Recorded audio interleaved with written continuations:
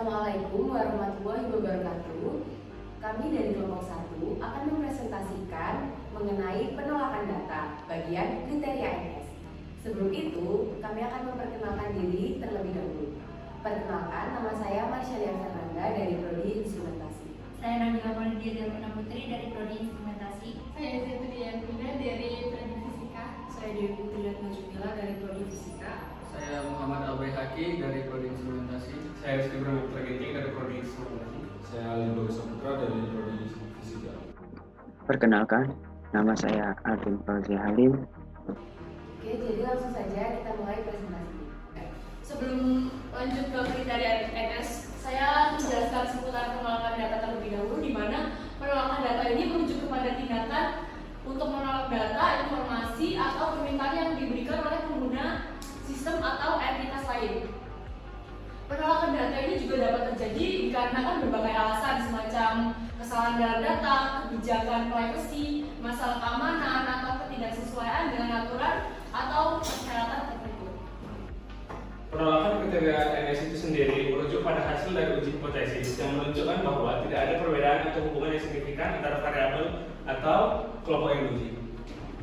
Berdasarkan pengertian kriteria NS yang telah akan saya sampaikan, kami akan memberikan contoh kelompok variabel yang kami uji, yaitu apakah ada perbedaan dalam tingkat keberhasilan siswa yang mengikuti dua metode pengajaran yang berbeda untuk mendapatkan hasil uji yang tidak memiliki perbedaan signifikan menggunakan analisa statistika deskriptif. Terdapat dua metode pembelajaran yang kami gunakan. Yang pertama, ada metode demonstrasi, yaitu guru menunjukkan kepada siswa bagaimana suatu konsep atau keterampilan dilakukan, dan kemudian siswa mengikuti contoh tersebut. Yang kedua, ada metode belajar kolaboratif, yaitu siswa bekerja sama dalam kelompok untuk menyelesaikan tugas atau proyek bersama dengan berbagi ide dan pengetahuan. Baik, dan berikut adalah data hasil nilai uji kompetensi siswa di 3 mata pelajaran wajib, di mana metode 1 adalah metode belajar kolaboratif, lalu metode 2 metode belajar demonstrasi. Dengan 3 mata pelajaran wajib yang diujikan adalah IPA, Matematika, dan Bahasa Inggris. Berikut hasilnya pada metode demonstrasi. Pada mata pelajaran IPA mendapatkan nilai 79,6, sementara metode belajar kolaboratif didapatkan nilai rata-rata 79,9. Lalu pada mata pelajaran matematika, metode demonstrasi mendapatkan nilai 74,75, sedangkan metode belajar kolaboratif mendapatkan nilai 75. Lalu pada kompetensi siswa bahasa Inggris, metode demonstrasi mendapatkan nilai 82,6, sedangkan pada metode belajar kolaboratif didapatkan nilai rata-rata 83,8. Selanjutnya kita akan melakukan uji tes berpasangan, yaitu membandingkan rata-rata dua kelompok yang diukur dua kali pada waktu yang berbeda pada subjek yang sama. Rumus dari uji tes berpasangan adalah X bar D dibagi SD dibagi akar N. Nah, sebelum kita mengaplikasikan rumus tersebut, kita harus mengetahui nilai-nilai dari rumus tersebut. X bar D itu selisih dari rata-rata. SD itu hasil dari X bar D dipangkat 2N, dan N adalah jumlah data. Jadi menggunakan rumus tersebut kita mendapati X bar D adalah 79,9 dikurangi 79,6, yaitu 0,3. Lalu SD sama dengan 0,3 dipangkat 2 sama dengan 0,09, dan N adalah 20. Nah, jadi di sini kita masukkan nilai yang tadi udah kita cari, dan hasilnya kita taruh di rumus uji tes berpasangan, di mana T sama dengan X bar D per SD per akar N. T sama dengan X bar D, di mana tadi diketahui 0,3, lalu SD-nya 0,09 di per akar N, di mana N 20 di akar menjadi 4,472, lalu T sama dengan 0,3 per 0,02, dan nilai akhir T sama dengan 15. Selanjutnya, saya akan menjelaskan hasil daripada uji statistik di tes berpasangan tadi. Itu hasil dari tes berpasangan tadi akan menghasilkan sebuah yang namanya nilai P atau P value, yang tadi nilainya adalah 15. Nah, P value ini itu sendiri adalah ukuran statistik yang membantu menilai signifikasi suatu hasil dalam konteks pengujian hipotesis. Untuk menentukan apakah hipotesis nol yang telah ditentukan sebelumnya itu dapat diterima atau ditolak. Biasanya nilai p-value ini mengacu pada sebuah taraf signifikasi yang dimana biasanya menggunakan 5% atau 0,05. Bisa berbeda-beda setiap disiplin itu. Nah, cara kerjanya itu bagaimana? Pertama, tentukan hipotesis nol dan hipotesis alternatif. Hipotesis nol biasanya menyatakan tidak adanya efek atau perbedaan dalam suatu data. Hipotesis alternatif adalah kebalikan, nah itu menyatakan adanya sebuah perbedaan dalam suatu data. Yang pertama adalah lakukan pengujian statistik untuk mendapatkan nilai tes dan p-value yang sudah tadi dihitung. Nah, jadi ketika sudah mendapatkan nilai p-value-nya, maka tinggal disesuaikan dengan nilai taraf signifikasinya atau nilai alfanya sekitar 0,5. Apakah nilai p-value-nya lebih kecil atau lebih besar?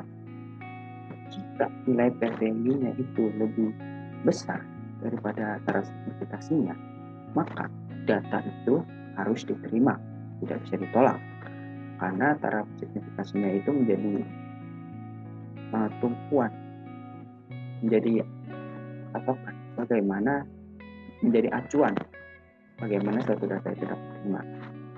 Dari hasil perhitungan di atas bahwa didapatkan nilai p-value sebesar 0,5, sehingga nilainya lebih besar daripada taraf signifikasi. Maka dari itu, data yang didapat di atas itu bisa diterima atau menerima hipotesis nol yang tadi awal disebutkan.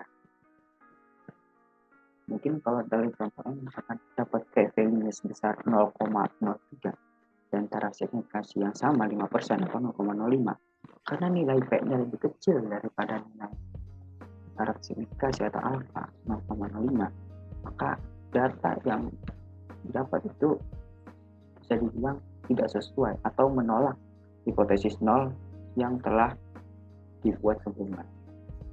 Maaf.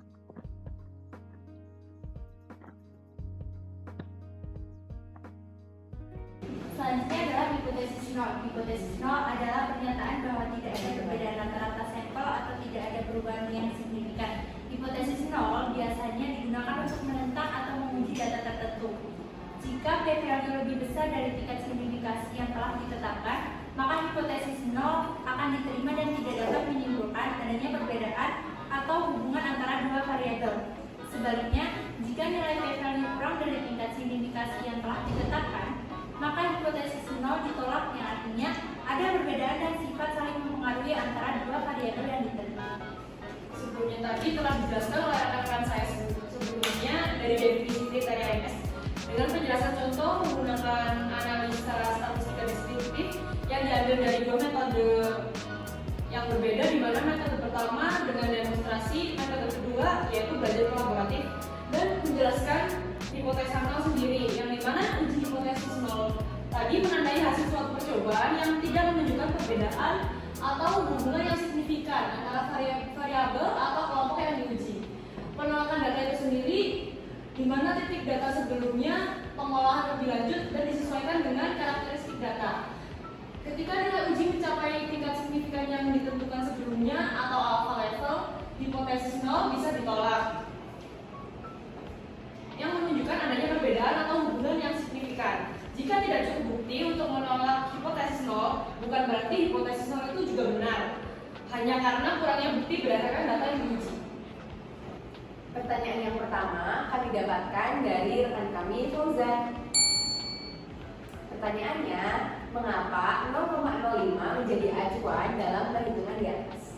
Jawabannya adalah Karena nilai umum yang sering digunakan adalah 0,05 yang mengindikasikan bahwa kita bersedia menerima resiko 5% untuk membuat kesalahan tipe 1 atau menolak hipotesis nol ketika seharusnya tidak.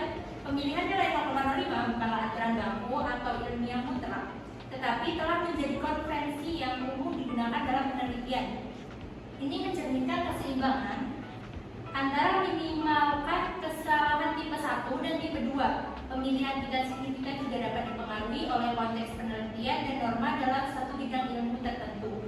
Dalam praktik peneliti harus mempertimbangkan konsekuensi kesalahan tipe 1 dan tipe 2 serta kepentingan praktis dan etika dalam pengambilan keputusan statistik. Meskipun 0,05 umum digunakan dalam beberapa situasi, peneliti dapat memilih tingkat signifikansi yang lebih tinggi atau lebih rendah tergantung pada kebutuhan analisis statistik mereka. Oke, jadi itu jawaban dari pertanyaan Fauzan. Pertanyaan kedua dari rekan kami Rizal. Pertanyaannya, kenapa nilai P lebih tinggi dari 0,05 diterima hipotesis 0? Jawabannya adalah Karena nilai P yang lebih tinggi dari 0,05 menunjukkan bahwa kita tidak memiliki cukup bukti untuk menolak hipotesis 0. Dalam uji hipotesis, nilai P yang tinggi biasanya dianggap sebagai tidak cukup bukti untuk menolak hipotesis 0. Namun, penting untuk diingat bahwa ini tidak berarti kita menerima hipotesis 0 secara mutlak. Hanya berarti kita tidak dapat menolaknya berdasarkan bukti statistik yang kita miliki. Oke teman-teman, jadi sekian pertanyaan dari rekan-rekan kami. Sekian presentasi dari kelompok kami. Kurang lebihnya mohon maaf. Wassalamualaikum warahmatullahi wabarakatuh. Dadah.